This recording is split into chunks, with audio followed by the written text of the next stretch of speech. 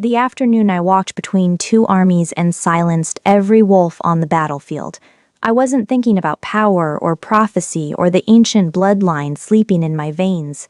I was thinking about a broken table repaired twice, once with clamps fashioned from a bent candelabra, once by a carpenter who charged me 2 bread rolls for the job, both times by hands that refused to accept the damage as permanent, both times with the stubborn belief that broken things deserve the effort of repair. But the table comes later. And so does the silence.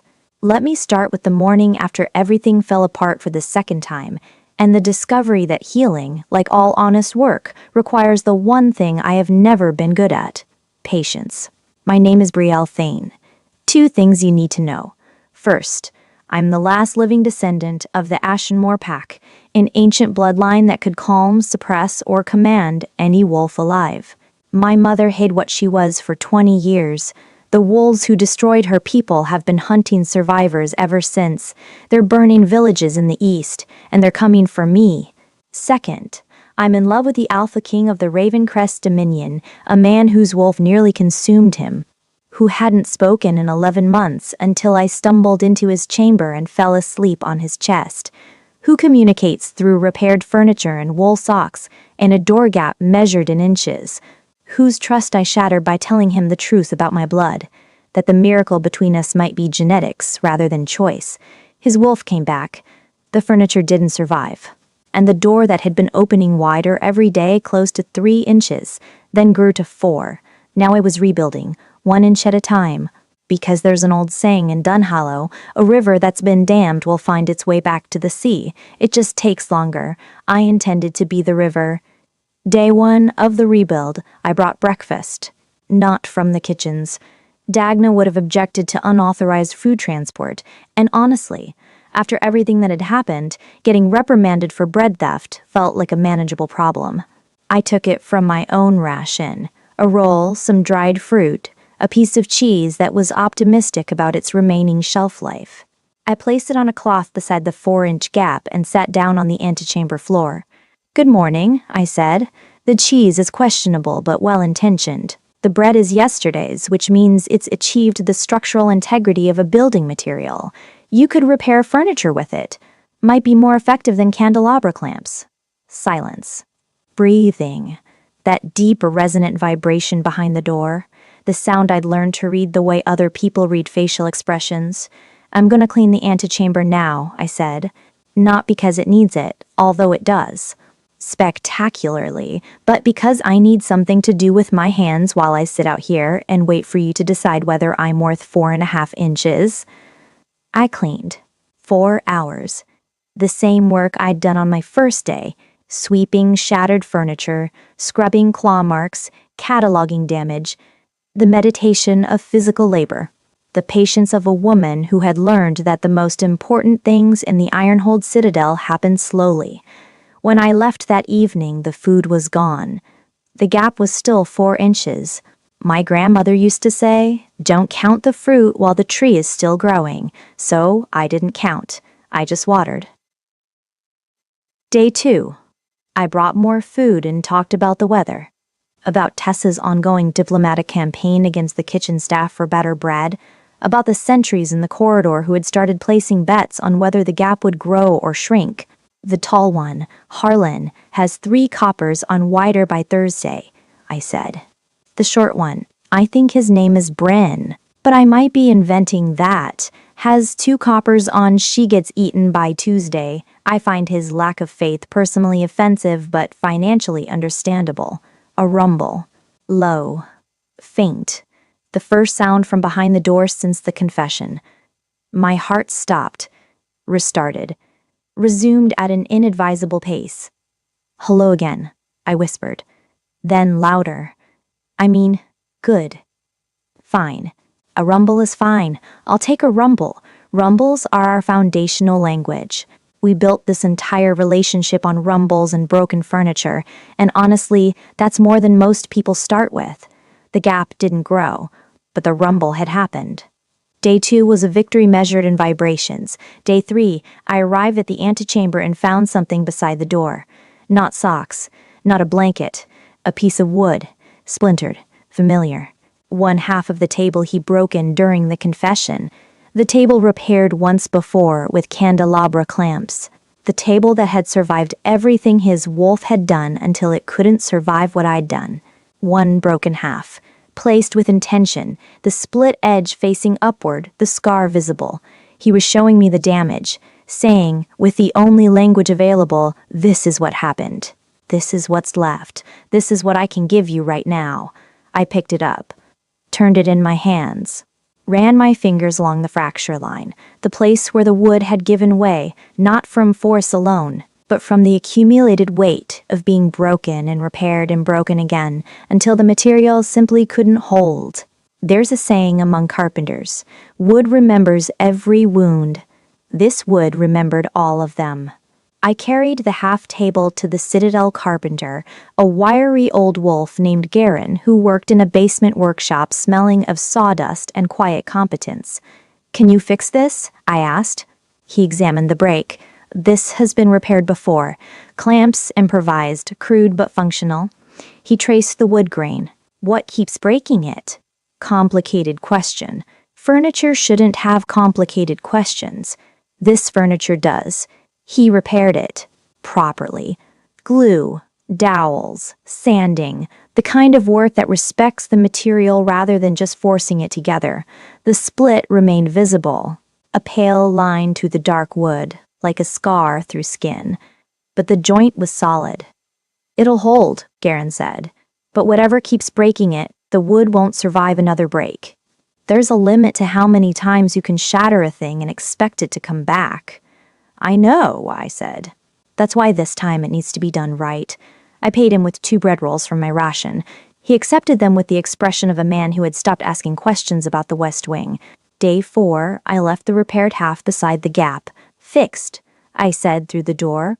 "Properly this time, by someone who actually knows what they're doing, unlike the last repair, which, and I say this with full respect for your improvisational engineering, looked like it had been performed by an ambitious raccoon. When I arrived on day 5, the second half was beside the door. He'd given me both pieces, both halves of the damage, trusting me with the complete wreckage of what had broken between us. I took it to Garin. He fixed it without comment. I carried the complete tabletop back to the antechamber and set it against the wall. That evening, the gap was 6 inches, and I understood something about healing that no one had ever explained to me. You can't fix a broken thing alone. One person can hold the pieces, but it takes 2 to fit them together, one on each side of the fracture, each holding their half, each trusting the other to meet in the middle. The table was a conversation, the most honest one we'd ever had. On day 6, I visited Lord Aldrich Morn in the detention wing. Rurik authorized it with the expression of a man who disapproved completely but trusted my reasons, which was generous, considering I hadn't fully explained them. I'd like to tell you the visit was a carefully considered strategic decision born from mature reflection. In reality, Tessa had been digging through the Citadel archives for more information about Ashenmoor, beyond the bloodline flag she'd already uncovered.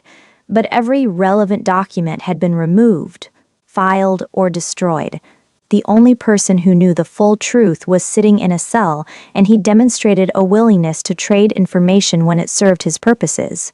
The detention wing was cold, dim, and architecturally committed to making its occupants feel like afterthoughts.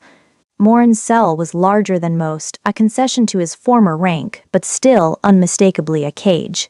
"Miss Thane," he didn't stand. "I expected you sooner. I've been busy." "Furniture repair." "Ah?" A slight smile. "How is the Alpha?" "Improving. No thanks to you. Entirely thanks to me." He folded his hands. "Who arranged your transfer? Who positioned you in the West Wing? Who ensured the one person capable of stabilizing the Alpha was placed within proximity? I saved him, Miss Thane. The method was imperfect. The intention was sound. Your intention was to use me as a leash. My intention was to preserve the Dominion. The Alpha was deteriorating. 3 women had been destroyed. Then intelligence arrived. Ashenmoor bloodline indicator, Eastern settlements, a girl with a dead mother and a living lineage. He shrugged. I acted. History judges the result, not the motive. History hasn't finished judging yet. I sat across from him. The iron table between us was bolted to the floor. Apparently, the detention wing had learned from experience about furniture mobility. Tell me about the old king's death, I said. Tell me what Kalen's father was protecting. Morin studied me. The calculation behind his eyes was familiar, determining what to trade and what to withhold, running the ledger of power even from a cage. A snake sheds its skin but keeps its teeth. Morn would be dangerous until his last breath. The old king received a woman, he said.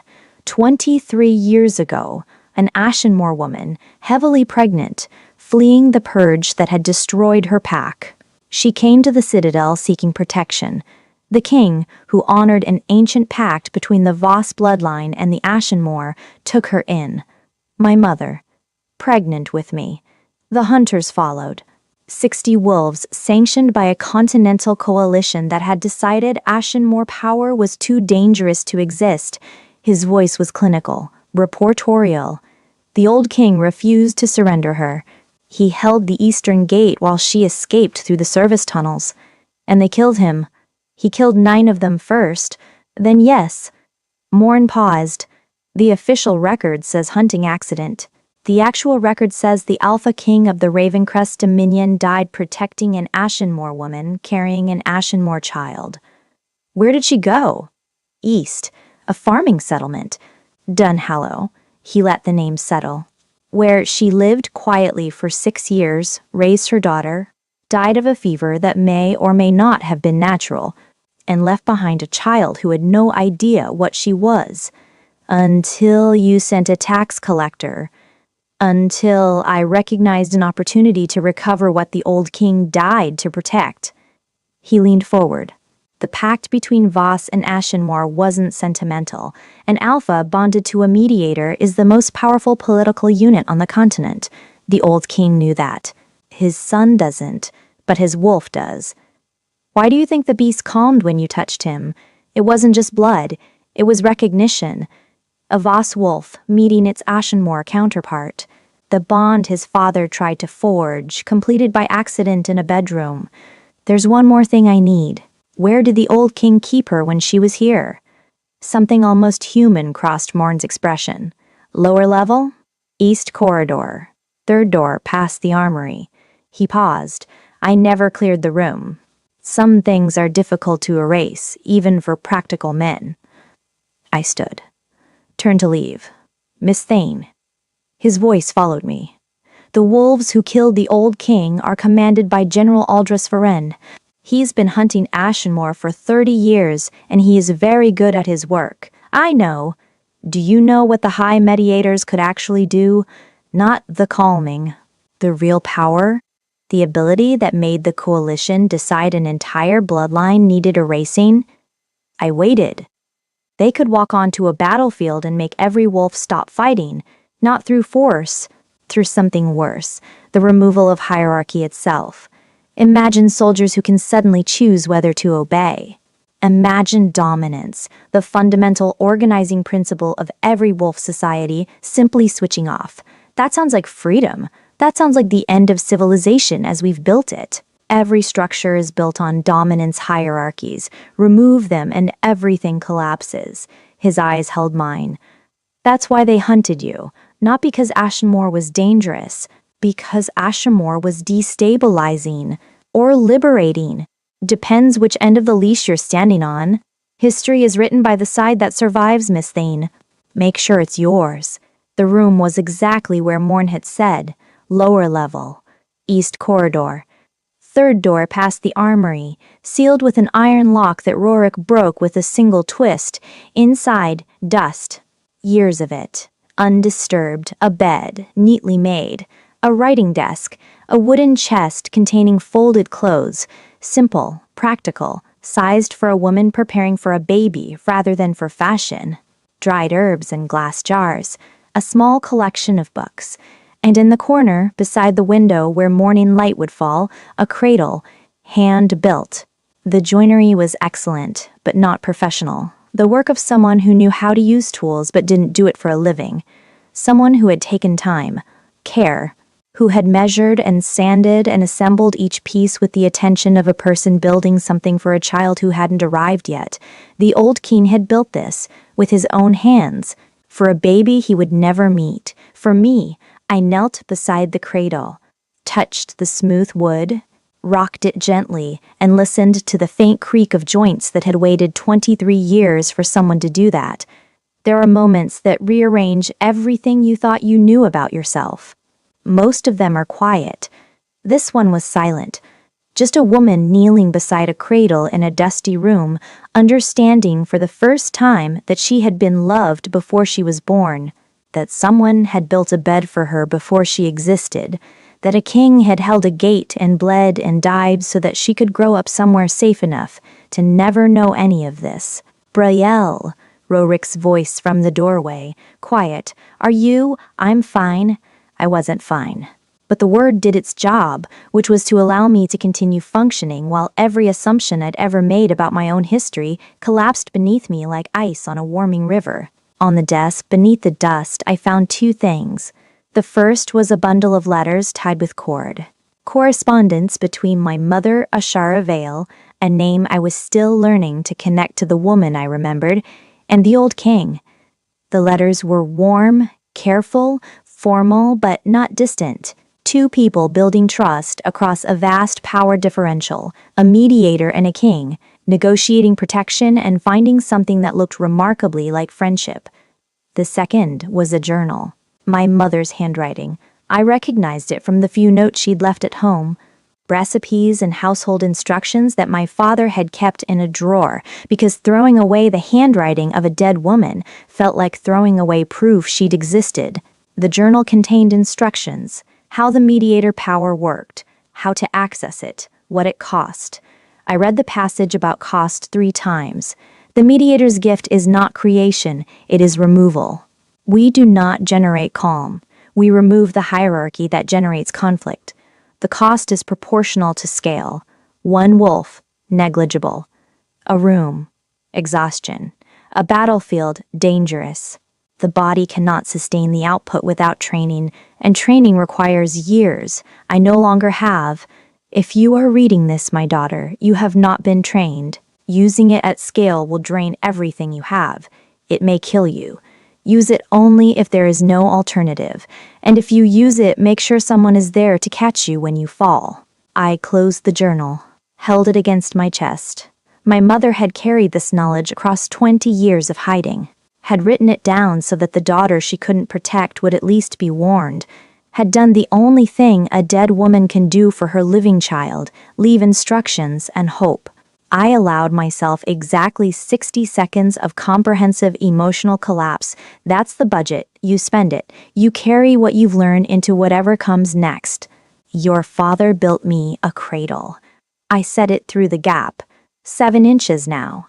It had grown while I was in the lower levels, as though the door responded to rhythms I couldn't hear. Before I was born, before my mother came to Dunhallow, she was here, Kylan, in the Citadel. Your father took her in, built a cradle with his own hands.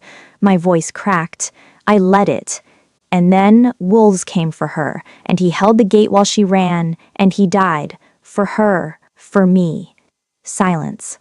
But a different quality, charged, deep, the silence of someone processing something that touches bone. I was supposed to be born here, I whispered, in this citadel. This was supposed to be my home.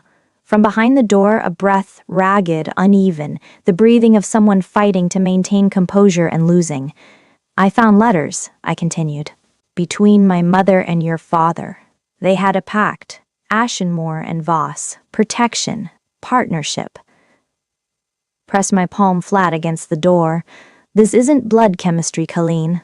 This isn't a mechanism or a coincidence. Your father died for my mother. My mother spent her life hiding because of the time your father bought her.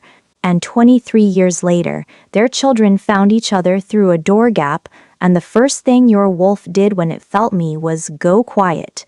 Tears on my face. I didn't wipe them. That's not biology, that's a promise. Kept across 30 years by 2 people who are gone and 2 people who are just learning what they left behind. My grandmother used to say, What's meant for you will find you, even if it has to walk through stone. She never knew how literal it would become. A wildflower pushing through fortress walls, a woman reaching through a gap in a door. Movement behind the door. Not away.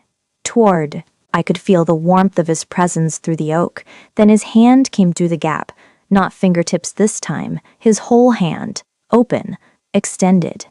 Reaching for me with an intention that said the man was choosing this, not the wolf. I took it. We sat there.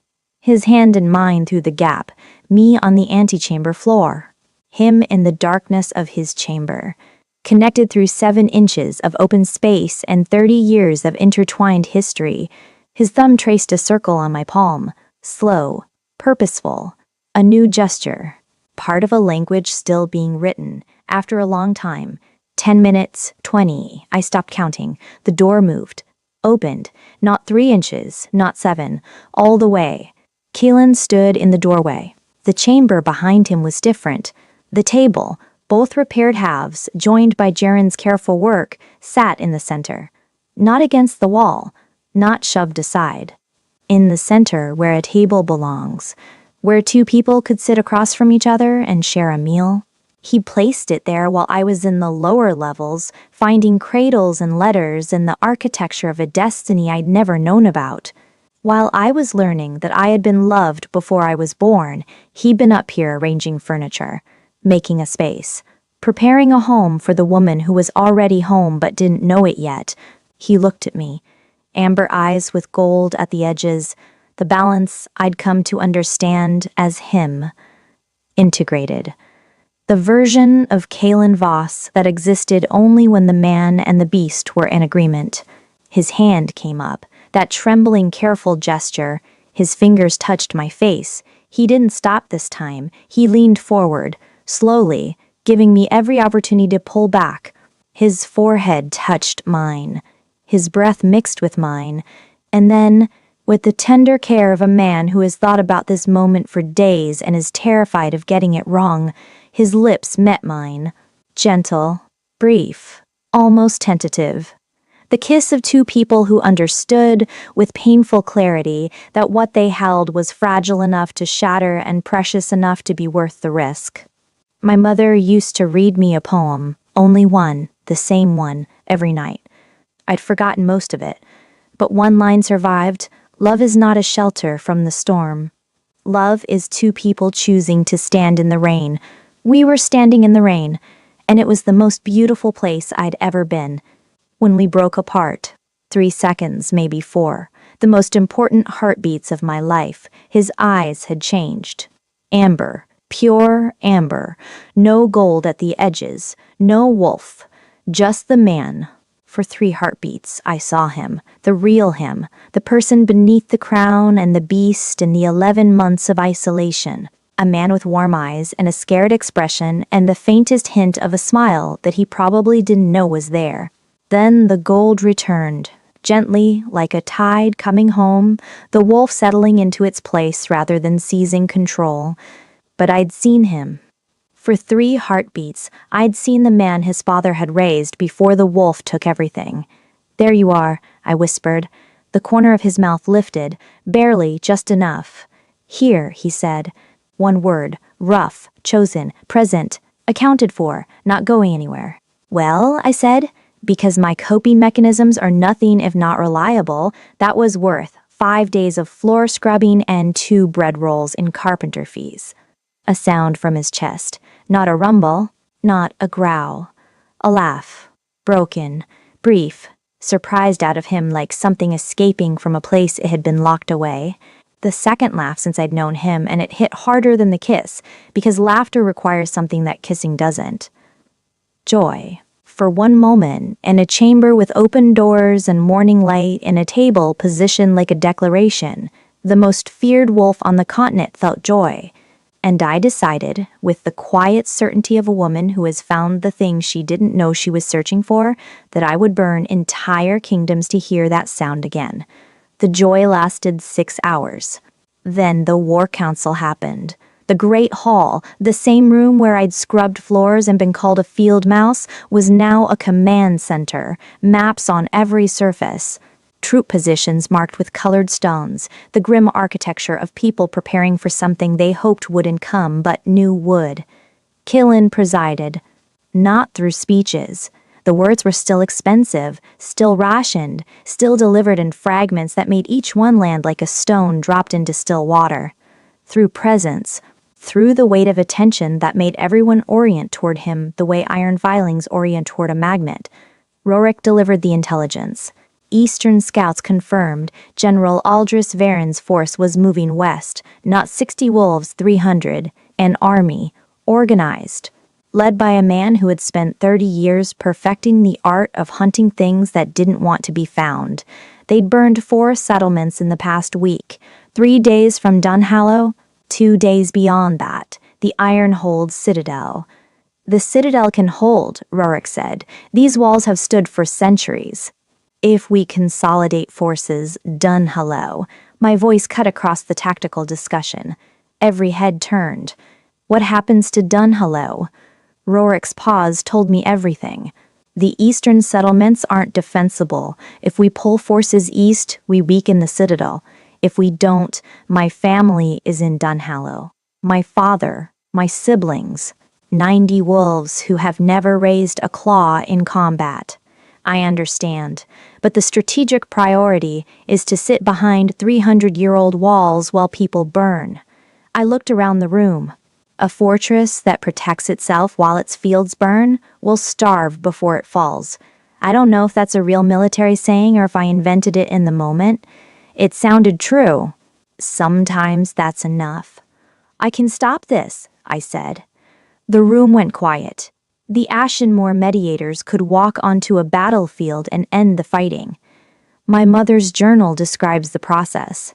I can suppress the dominance hierarchy across a wide area, remove the chain of command holding Varen's army together. You've never done this, Margaret said from her corner. You've never consciously used the ability at all. Your effect on the Alpha has been passive, proximity-based, unconscious. Then I'll learn fast. The journal mentions a cost. I've read the cost section. Do you understand what it may kill you means in medical terms? Because I do. And I can tell you it means exactly what it says, not metaphorically, not as a dramatic warning, but as a clinical probability. Margaret, I appreciate the medical perspective, but the alternative is watching my family die from behind castle walls, and I'd rather risk dying on my feet than survive on my knees. Nobody spoke. That line landed heavier than I'd intended. Sometimes the truest things come out swinging. I'm going east, I said, to Dunhallow. Before Varen reaches it, if I can break his army's chain of command, 300 wolves without hierarchy are just 300 people making individual decisions. And most individuals, given the choice, don't choose violence. And if the ability doesn't work, Rorik asked, then I'll be in Dunhallow, and at least my family won't burn thinking I didn't try. I looked at Kalen, held his gaze. Tell me not to go, I said quietly. Tell me to stay behind walls and be safe, and I'll listen. I'll hate it and resent it, and hold it against you for an unreasonable length of time, but I'll listen. He held my gaze. The room waited. Maps and strategies faded into background noise while 2 people who had spent weeks communicating to objects in silence conducted the most important conversation of their lives through eye contact. Then he stood, looked at Rorik. Prepare, a force. The words came slowly, each one earned. We march east, we? Rorik's voice was careful. I'm not sending her alone. Alpha, if you leave the Citadel, Tynan holds the Citadel. Tynan Voss, who had been standing against the far wall with the quiet discipline of a man who had challenged for this throne and lost, straightened. He looked at Callan and something passed between them that didn't require translation. The recognition that trust, once broken and rebuilt, holds differently than trust that was never tested. You have my word, Tynan said. Tessa appeared at the war room door, red hair pinned up, pack slung over her shoulder. I'm coming, she said. Tessa, this isn't. Someone needs to make sure you both eat and negotiate with hostile field kitchens. Consider me essential personnel. She adjusted her pack.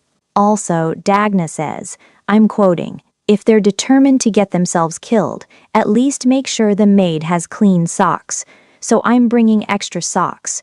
In the kingdom of wolves, the woman with the socks is queen. I'm claiming that as an original proverb. It deserves to be one. We marched at dawn. The Eastern Road was 3 days of tension strung between moments of impossible beauty. Burned villages, empty settlements, the ash smell of communities that had existed for generations, reduced to foundation stones and memory. Evidence of Varen's advance. Systematic, thorough, the work of a man who destroyed methodically rather than passionately. And between the devastation, Kalen's hand finding mine while we walked, his shoulder against mine at the evening fire. A vocabulary of gestures I was learning to read. A hand on my back when terrain was rough. A touch on my jaw when I looked afraid. A way of positioning himself between me and the road ahead that communicated protection without a single syllable. On the second night, we camped in the ruins of someone's kitchen. The hearth still stood. Stone survives what wood cannot. I heated water over the remaining coals. Found 2 cups that hadn't shattered. Made something that could technically be called tea if you were generous about your definitions and forgiving about your expectations. Callan wrapped his hands around the cup, looked at it. Looked at me. You always bring me food.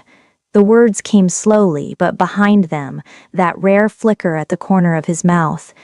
Even in ruins, especially in ruins, that's when food matters most.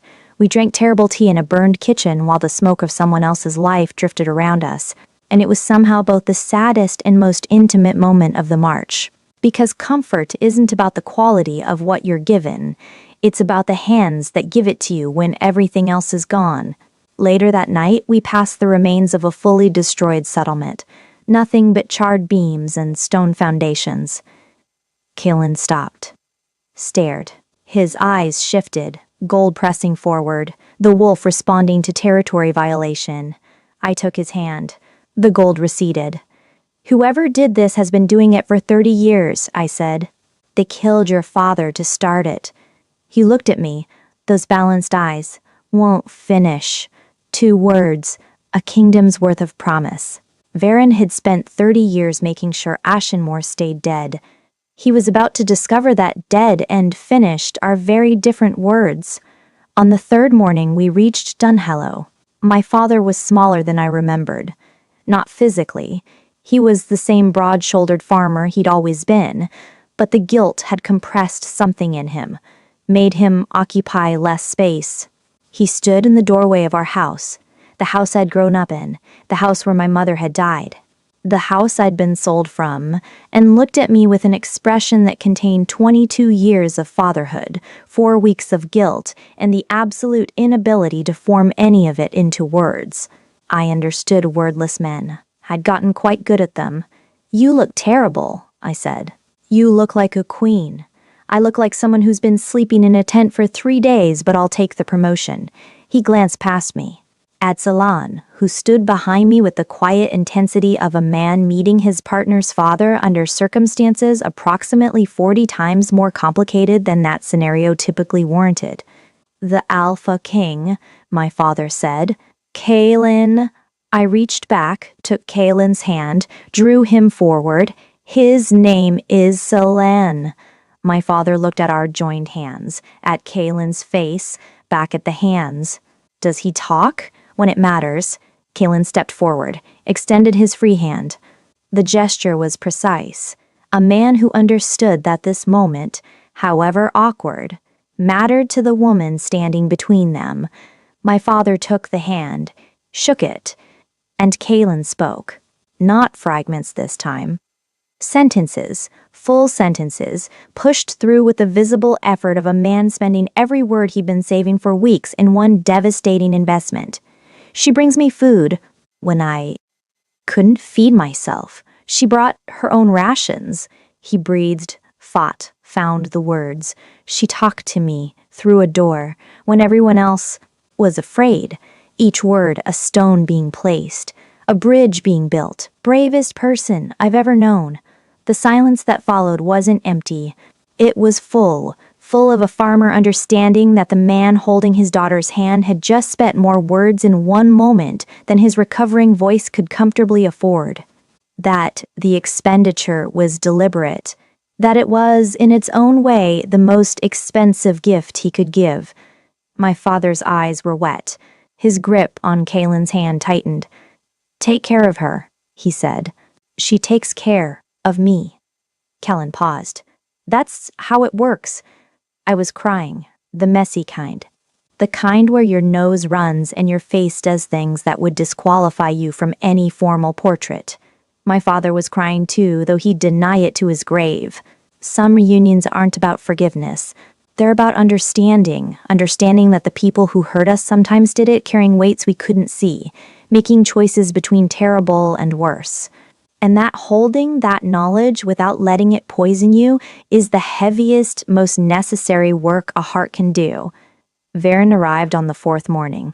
300 wolves spread across the eastern horizon like a dark tide, formations that spoke of military discipline and long practice. At their center, a lean man in his 60s with white hair and the calm expression of someone arriving at work. General Aldris Beren. The man who had killed Kaylin's father, who had hunted my mother across a continent, who had spent 30 years making sure Ashenmore stayed dead. He rode to the edge of Dunhollow under a parley flag. "I've come for the Ashenmore," he said. Measured, professional. "Surrender the woman. The settlement survives. The Alpha King returns unmolested. No further blood required." "No further blood," I said. "After 4 settlements burned.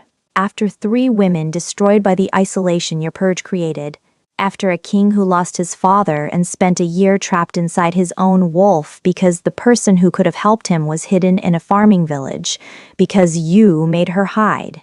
The Ashenmore purge was sanctioned. The Ashenmore purge was murder dressed in committee language." My voice was steady. My hands were not. "You killed an entire people because their power threatened your hierarchy. And now you're here to finish the job on a woman who scrubs floors for a living." Varen regarded me with the expression of a man recalculating. "Your mother was offered the same choice, surrender. Submit." She refused. The old king died because of that refusal. Beside me, Kaylin went rigid. His hand found mine, gripped hard, restraint visible in every line of his body. "The old king died because he was brave enough to protect someone your coalition was too afraid to understand," I said. "And bravery like that doesn't die with the man who carries it. It passes on. It grows roots, and it becomes the thing you can't burn out no matter how many villages you torch." "You have until dawn," Varen said. "Surrender, or we come through you." He rode back to his army. And Dunhollow held its breath. That night, I read my mother's journal by firelight. To activate the suppression, reach for the frequency beneath speech. Every wolf communicates on it. The hierarchy is this frequency. To suppress it, become louder than the frequency, not with force, but with clarity. Imagine silence, true silence. The space where obedience used to live, emptied out. The nothing is the gift. The nothing is what choice sounds like. Tessa sat beside me, darning a sock. Because her commitment to foot-related maintenance apparently extended to active war zones. "Will it work?" she asked.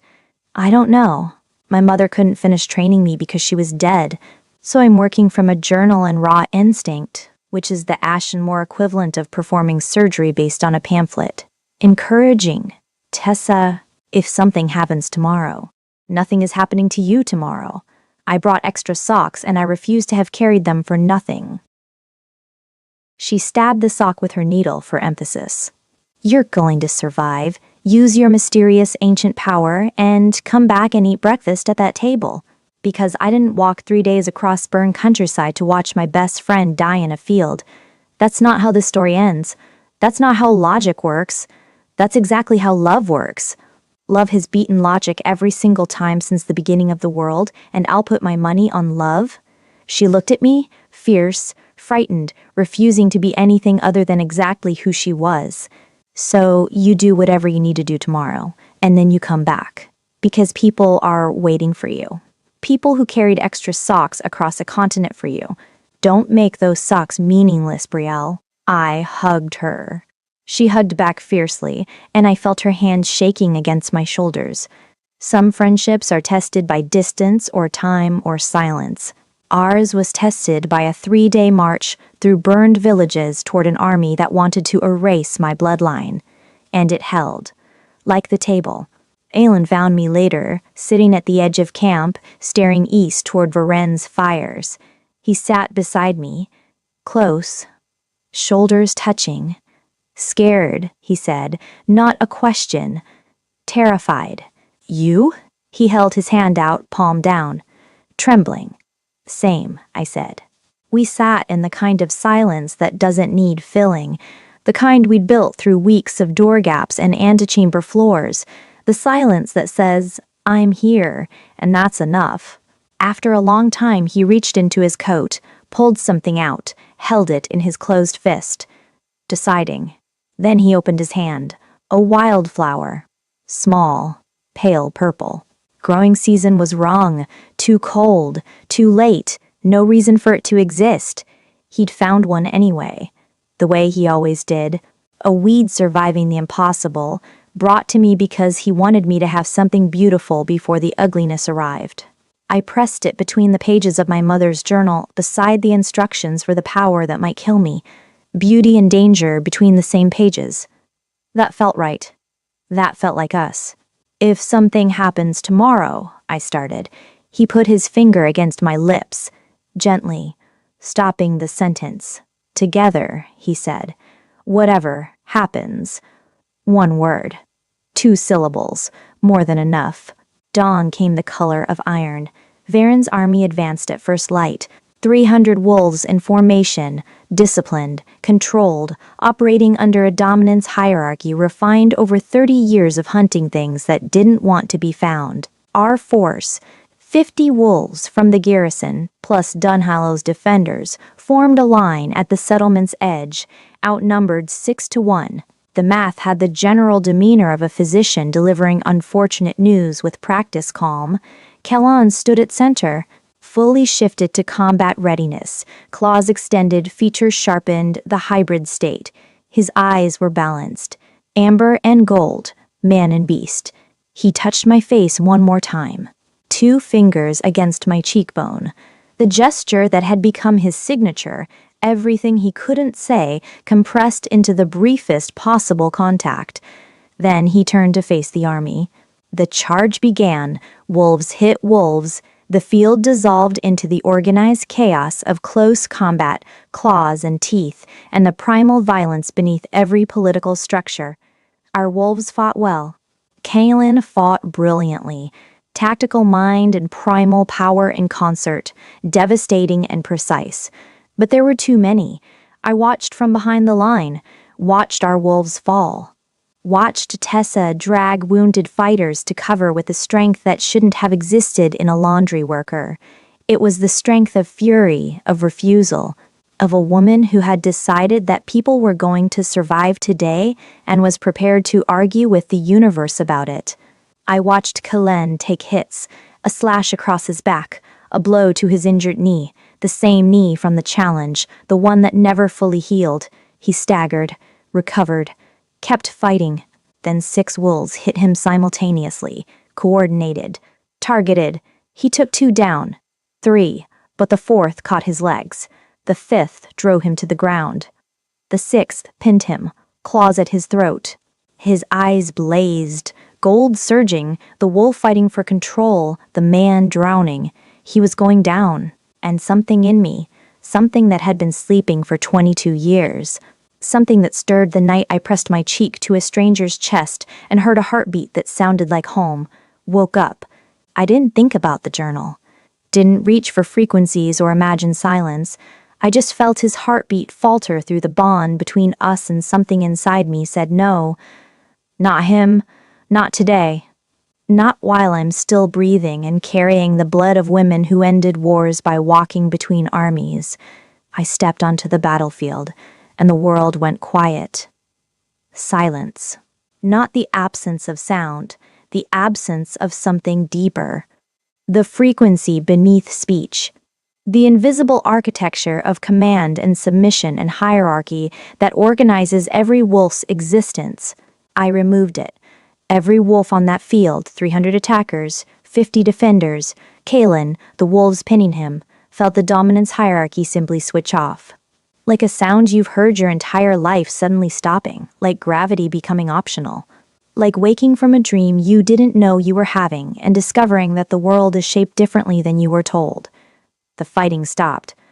Not because I commanded it. Not because I forced submission. Because the thing that made them fight, the chain of command, the biological imperative to obey, wasn't there anymore. For one moment, every wolf on that battlefield was just a person, standing in a field, free to choose. Varen's soldiers looked at each other, at their weapons, at the wolves they'd been trying to kill, at their general who suddenly had no dominant signal compelling obedience. Some put down their weapons, 20, 40, more. Wolves who had followed orders because hierarchy demanded it, discovering that without the demand, they didn't want to follow. Some picked weapons back up, because freedom includes the freedom to be terrible. That's the risk, and the honesty of genuine choice. But most didn't. Most stood in the silence and felt, for the first time in their lives, the extraordinary, terrifying, liberating weight of deciding for themselves. Nothing in my life had prepared me for how beautiful it was, or how frightening. Varen's army fractured, units scattered. Wolves fled, surrendered, dropped weapons, or stood motionless with expressions of stunned incomprehension. The chain of command that had held them together for 30 years dissolved in the space between one heartbeat and the next, and it was killing me. The cost hit like a wall, my vision darkening, my legs failing, my consciousness narrowing to a point of light surrounded by expanding darkness. I poured everything into the silence, everything I had, everything I was. The sky and the ground exchanged positions in a way that seemed structurally inadvisable. I fell. Arms caught me. Familiar arms. Strong, shaking. Salem's wolf had felt it too, the hierarchy vanishing, the dominance evaporating. But instead of confusion, his wolf had felt something else. Relief. As though the pressure it had been fighting for its entire existence had released. As though the beast that had been drowning the man for 11 months had been drowning because the hierarchy demanded it, and without the demand, it could finally stop. In the silence I'd created, the man and the wolf were equal. He held me against his chest, his heartbeat beneath my ear, the sound that had started everything. "Stay," he said. The word that began our story, whispered in the dark, the first sound he'd made in 11 months. But this time it wasn't the wolf reaching through a man's mouth for a word it barely understood. This was the man, fully present, using the one word that mattered. "Stay, Brielle, stay." I tried to answer. The darkness was closing, warm, heavy, seductive, offering the rest my body had earned, and my heart refused. I pressed closer, found the heartbeat, held onto it the way you hold a rope when the current wants to take you. I'm staying, I thought. I always stay. The darkness took me, but the heartbeat didn't stop. I woke to honeycomb. The smell, golden, sweet, impossibly specific. The smell of the meal he prepared the first night I entered his chamber. The smell of a man who had raided his own food tray to feed a maid who cleaned his antechamber. I opened my eyes. The West Wing chamber. Sunlight through windows no longer shuttered. Open, wide morning light flooding the room like someone had decided that darkness had occupied this space long enough and formally evicted it. The table sat in the center. The repaired table. Twice broken. Twice repaired. The original scar from Kalen's candelabra clamps, and beside it, the cleaner line from Garen's professional work. 2 wounds, both held. On the table, breakfast, bread, dried fruit, honeycomb, arranged with the focused attention of someone who wanted the first thing I saw to be proof he'd been paying attention since the beginning, and a wildflower in a water glass. I sat up. My body protested comprehensively. every muscle, every joint, every cell filing formal objections to the experience of channeling ancient power through an untrained vessel. I felt like I'd been wrung out, hung to dry, and lightly trampled by something large and unapologetic. Kaylan was beside the bed, sitting in a chair, not on the floor, not in a corner. A chair, like a person, watching me with eyes that were amber with gold at the edges, the permanent balance. How long? My voice sounded like it had been used to sand furniture. He held up 5 fingers. 5 days? He nodded. 5 days. 3 on the road back. I could smell the journey on his clothes, the dust and smoke and distance of carrying someone across a territory, and 2 in this bed. He brought me home. You've been here the whole time? Nod. Did you eat? A pause. He tilted his hands side to side. Kaylin, you cannot not eat for 5 days because I'm unconscious. We've discussed nutrition. At length, during mortal combat. The smile I collected like pressed flowers, the one that transformed his severe features into something approaching warmth. Tessa made me. A pause, brought soup, threatened, consequences. That sounds like Tessa. Is she? Fine. Arm bandaged. Angry at everything. Also sounds like Tessa? I looked around the room. Sunlight, open windows, the table with its 2 scars and its honeycomb. The man beside me using words that cost him effort but which he paid willingly, gladly, as though speech had become something he valued precisely because it was expensive. Did we win? The tilted hand gesture. Sort of. Vran's force scattered, half surrendered, half fled east. His jaw tightened. Varen escaped. He's still out there, with fewer wolves. But yes, he reached for my hand, held it. Dunhallow is safe. Your family, safe. And the citadel, Tynan held. A pause. He sends regards. Tynan sends regards. His word, not mine. I laughed. It hurt. Everything hurt. But the sound came out anyway, because joy insists on existing even when every nerve ending has voted against it.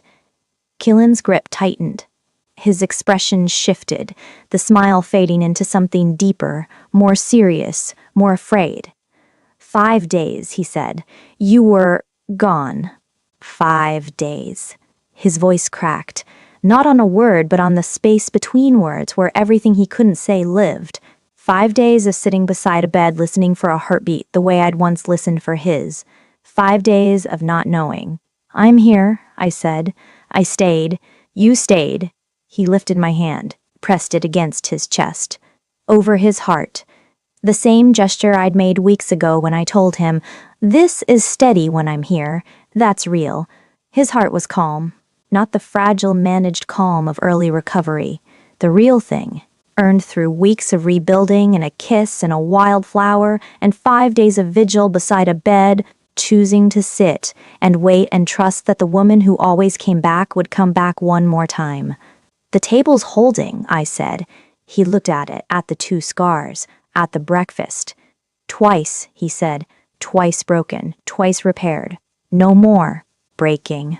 No more breaking. We ate breakfast together. In sunlight, at a table with 2 scars down its surface and honeycomb on a cloth, and a wildflower and a water glass. The door to the antechamber stood open, fully open. No gap. No question. Just an open door and the light coming through. I was home. The quiet lasted 3 days.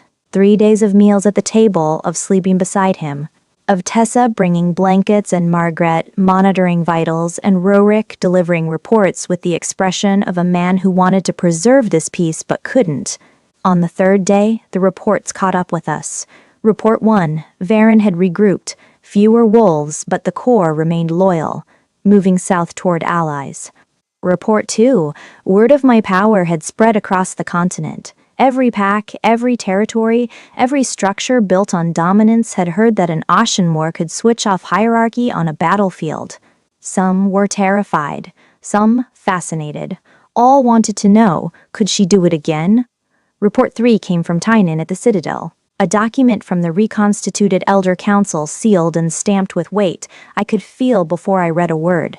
Given the unprecedented bond between Alpha King Kylan Voss and the Ashenmoor mediator Brielle Thane, the Council recommends immediate formalization through the traditional bonding rite. However, the Ashenmoor bonding tradition differs from standard pact ceremony. The Ashenmoor rite requires the mediator to enter the Alpha's wolf, to go inside the beast and meet what lives there. To see the wolf truly, without hierarchy, without suppression, without mediator blood calming the surface. If the mediator survives what she finds, the bond is permanent and unbreakable. If she does not, the bond and the mediator are lost. I read it twice. Set it down. They want me to go inside your wolf. Kalen had read it over my shoulder. His body was rigid, his hand on the table, our table, white-knuckled. The wolf nearly destroyed me, he said carefully. 11 months. The beast is. He stopped. Searched. Not safe. Neither am I. I walked onto a battlefield and knocked out the dominant structure of 300 wolves. Safe has been my area of expertise for some time. This is different. Inside, you'd feel everything. Everything the wolf felt. 11 months of. He pressed his palms against his eyes. The gesture I knew meant the words were too vast for his recovering speech. Rage, isolation, darkness. All of it.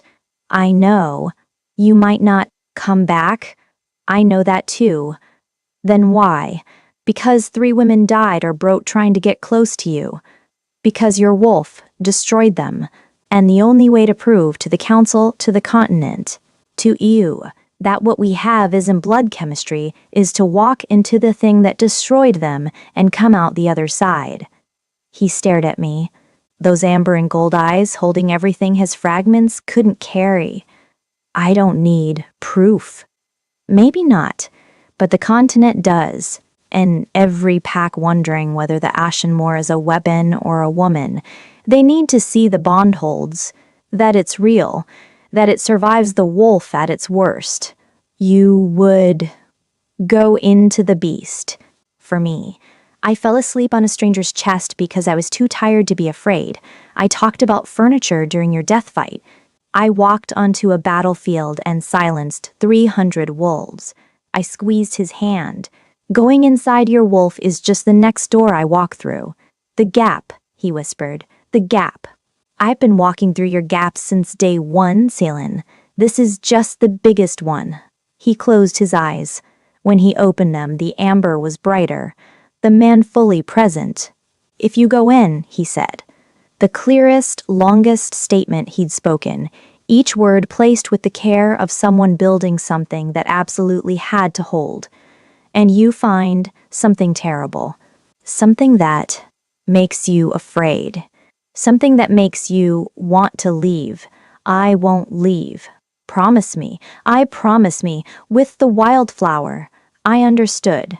The wildflower. The weed growing through stone. Our private language that no politics or bloodline or continental crisis could touch. I promise with the wildflower, I said. I promise, with the socks and the table and the 3-inch gap, and every morning I brought you breakfast through a door you kept open for me. I promise with everything we are, and everything we've built, and everything that's waiting for us on the other side of this. His forehead touched mine. His breath mixed with mine. Okay, he whispered. Okay. Through the windows, afternoon light was fading. Somewhere south, Varen gathered allies. Across the continent, packs chose sides.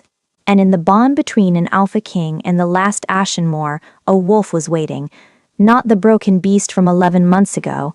Something changed. By socks and wildflowers and a woman who talked about furniture during combat. Changed, but not tamed. Still wild. Still vast. Still dangerous. And I was going to walk into it. Not because I was brave. Because the gap had always been a question. Will you come back? And I had never once answered no. The table held. The door was open. And tomorrow I was walking through the biggest gap of all. She silenced a battlefield. She kissed the man behind the monster. She repaired a table twice because some things are worth fixing no matter how many times they break, but the wolf is still waiting. Not the wolf, she calmed with her blood. The wolf she has to face without it. If this story has given you anything across 3 parts, let it be this: the right person doesn't make it easy. The right person makes it worth the difficulty. The door is never fully closed. There's always a gap, and the bravest thing you can ever do is reach through it. A wild flower growing through stone isn't a miracle. It's a choice, made every single day, to keep growing when the ground says stop. And love, real love, the kind that survives broken tables and broken trust and a beast that wants to swallow the world, isn't a feeling. It's a verb. It's breakfast, brought through a 3-inch gap. It's socks left outside a door. It's 2 hands meeting through the darkness, holding on and refusing to let go. Part 4 is the grand final. The last chapter. The last door. The moment Brielle walks into the beast and discovers what's been waiting for her since the night she fell asleep on a stranger's chest. Every gap, every wildflower, every pair of socks, every broken table repaired by stubborn, loving hands. It all leads here. Part 4, The Bond, drops tomorrow. This is how the story ends. You need to be there. Subscribe to Destin It Hurts. Hit the notification bell. Share this with someone who needs to hear that love is worth the breaking. Because when the last door opens, you want to be standing on the other side.